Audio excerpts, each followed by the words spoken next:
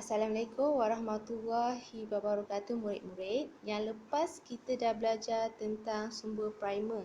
Sekarang ni kita belajar tentang sumber sekunder. Sumber sekunder ni merupakan sumber yang kedua. Senang ingat sumber sekunder ni mesti ada nama pengarang. Okey, murid yang ada buku teks boleh buka muka surat 7. Okey, sumber sekunder ialah penulisan yang dihasilkan daripada sumber asal. Contoh sumber sekunder ialah buku, majalah, risalah. Risalah tu iklan dan akhbar. Okey, murid nak senang ingat sumber sekunder ni mesti ada nama pengarang. Okey, buku ada nama pengarang, betul tak? Majalah pun sama kan? Jadi, jika ada nama pengarang tu merupakan sumber sekunder, iaitu sumber kedua. Okey, seterusnya kita tengok kaedah penyelidikan sejarah. Okey, murid-murid boleh buka muka surat 8. Okey, kaedah penyelidikan sejarah murid-murid ada 3. Kaedah bertulis, kaedah ekologi dan kaedah lisan. Okey, ingat. Okey, kaedah ekologi, lisan dan bertulis. Okey, apa maksud kaedah ekologi? Okey, kaedah ekologi adalah proses gali cari fosil dan artifak. Sebelum tu kita dah belajar kan, fosil tu tinggalan haiwan atau tumbuhan, manakala artifak ni barang ciptaan manusia. Okey. Kaedah ni kita nak untuk membuktikan peristiwa sejarah. Ada 3 Okey. Kaedah ini dilakukan melalui proses gali cari ataupun bahasa saintifiknya ekskavasi, cari fosil, tembikar, barang logam dan kulit siput. Okey. Seterusnya kita tengok kaedah lisan. Kaedah lisan ni murid-murid kita temu bual tokoh mereka yang terlibat dalam peristiwa sejarah. Pertama sekali kita kena ada tajuk. Okey, kita nak kaji tentang apa? Tentang pendudukan British di atas Melayu. Pendudukan British di tanah Melayu. Jadi kita kena cari orang yang pernah hidup zaman tersebutlah. Jika orang itu masih ada lagi, kita temu bual. Okey, langkah pertama, mengenal pasti orang sumber. Okey, dan menjadikan soalan berdasar tajuk kajian. Ustaz dah bagi tajuk kita nak kaji penjajahan British di tanah Melayu. Okey, langkah kedua menemu bual dan merakam perbualan. Sebelum tu kita minta izin lah. Kita minta izin, saya nak rakam ni untuk tujuan penyelidikan. Okey, yang ketiga ni menyalin rakaman, menyimpan data perbualan dan melakukan penulisan kajian awak tersebut.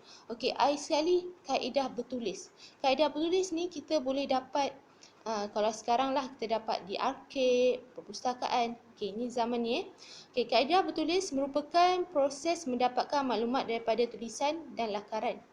Maklumat ini diperoleh daripada dinding gua, kayu, batu dan bahan bercetak. Bahan bercetak ni seperti buku, majalah, ada di mana? Perpustakaan, arkib. Arkib ni setiap negeri ada arkib. Contohnya arkib Johor, dia menceritakan tentang sejarah Johor.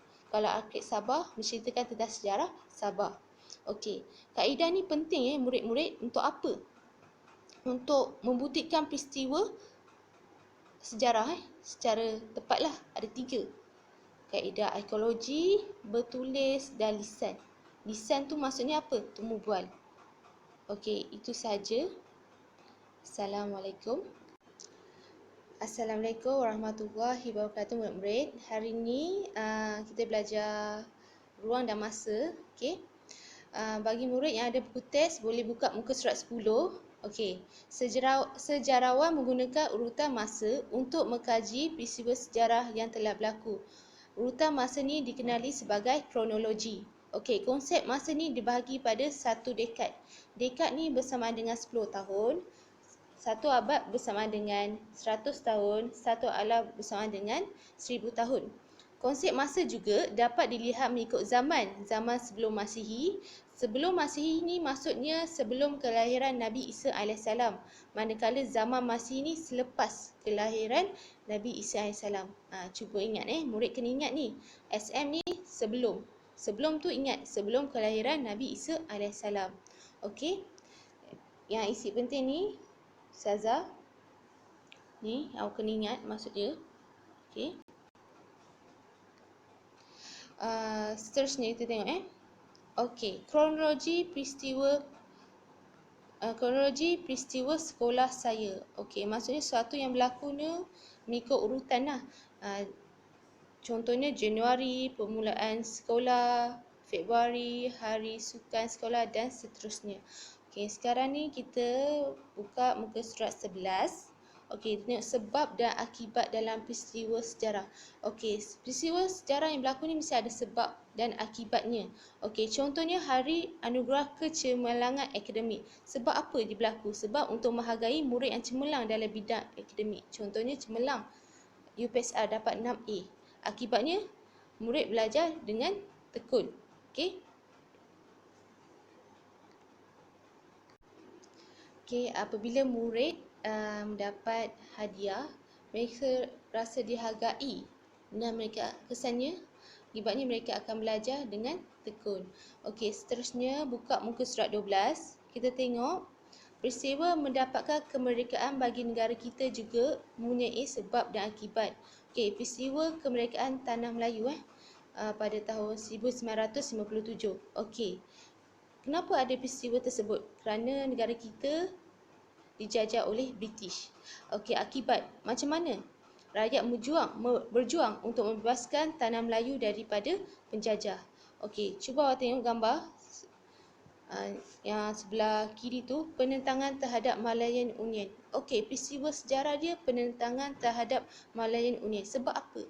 Sebab British ni mengadakan kewarganegaraan bersifat jus soli. Jus soli ni maksudnya siapa lahir di Tanah Melayu automatik dapat kerakyatan Tanah Melayu.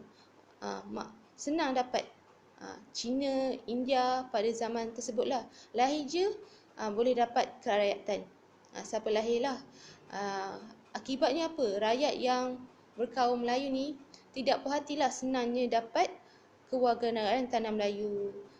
Dia menjejaskan keistimewaan orang Melayu lah. Jadi rakyat berjuang untuk membebaskan supaya sistem Malayan Union ni tidak dilaksanakan di Tanah Melayu.